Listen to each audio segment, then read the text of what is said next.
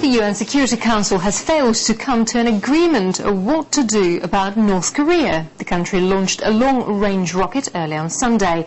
The US, European Union, Japan and South Korea are concerned it could be a cover for a missile test. Pyongyang claims the rocket delivered a communications satellite into space. Now our correspondent Marina Portnay is following the story at UN headquarters in New York and joins us now live from there now. Well, Marina, there has been no decision. What's next? Well, because there was no consensus reached after a 3-hour emergency consultation at the UN Security Council chambers, what's next will be more diplomatic effort and dialogue surrounding North Korea's missile launch. We know that in the next few days, the 5 members of the Security Council and Japan will be meeting for consultations. And in the days to come, as we understand it, it's been reported that a draft resolution, which will be written up by many Western countries and Japan, would be presented to the Russian delegation for the Russian delegation to take a look at. This is something that has really caught lots of attention of the international community. There were more than 20 cameras at the UN today, some 60 reporters just standing around waiting to find out what kind of agreement would be reached among the international community.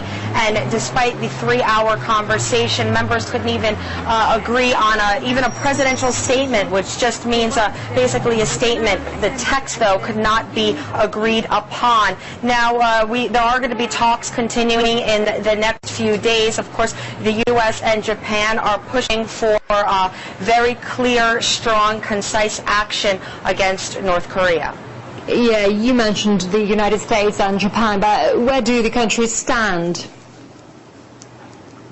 Well, according to the U.S. and the U.S. ambassador and the ambassador from Japan, they, in their view, would like a resolution to come out of the Security Council. According to the U.S., North Korea has violated a Security Council resolution that was enforced in 2006 that prevents North Korea from testing any kind of ballistic missiles. But we're not sure if it was ballistic missiles. North Korea says that the rocket launched a communication satellite into orbit, but the U.S. ambassador says that the launch itself was a violation of the resolution because ballistic missile technology was used. But Russia and China, however, are taking a little bit more of a reserved approach. They're actually saying, let's engage a little bit more diplomatically. They're asking for more data to do with the rocket launch. The rocket launch, was North Korea says, was successful. The U.S. says it wasn't successful and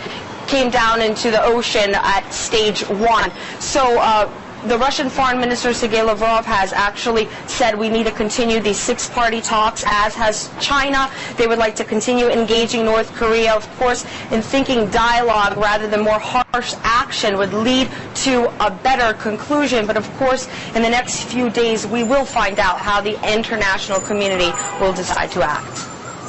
All right, Marina, thank you very much indeed for that update. Marina Portnay reporting there live from New York.